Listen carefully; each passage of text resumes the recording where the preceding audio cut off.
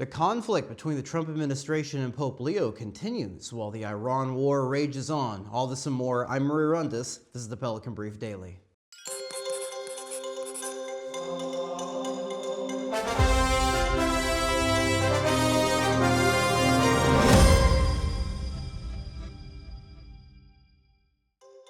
We begin with a look at the ongoing back and forth between the Leonine Pontificate and the Trump administration. Vice President J.D. Vance has weighed in again at a TPUSA conference saying, quote, "When the Pope says God is never on the side of those who wield the sword, there is more than a 1,000-year tradition of just war in Christianity.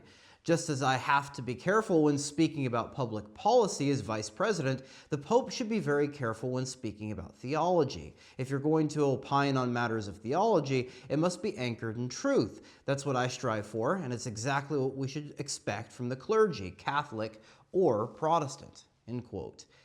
During that time, the vice president was also heckled by an audience member saying that the administration was killing children, and also spoke on the desire to end the Ukraine war.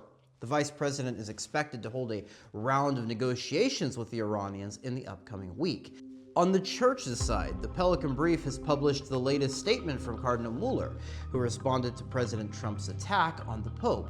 He said this: "In this specific case, however, it must be clearly stated that no one has the right to criticize the Pope when he faithfully follows the mission he received from Christ to bear witness to the gospel of peace. Christ's message transcends political interests, and God is our judge, and no mortal may presume to exploit God's name for his own interests. Even a good cause does not justify bad means." End quote. And you can read that full article from Cardinal Mueller here on Pelican Plus. On the Iran war itself, U.S. Central Command now says that the U.S. blockade of Iranian ports has been fully implemented. Now, some ships have been tracked as still passing through the Strait of Hormuz, as the blockade does not cover the waterway itself, but only the ports. And in addition to that, the blockade is only covering vessels associated with Iran. So other neutral party or those who are with the United States can pass in and out of the blockade.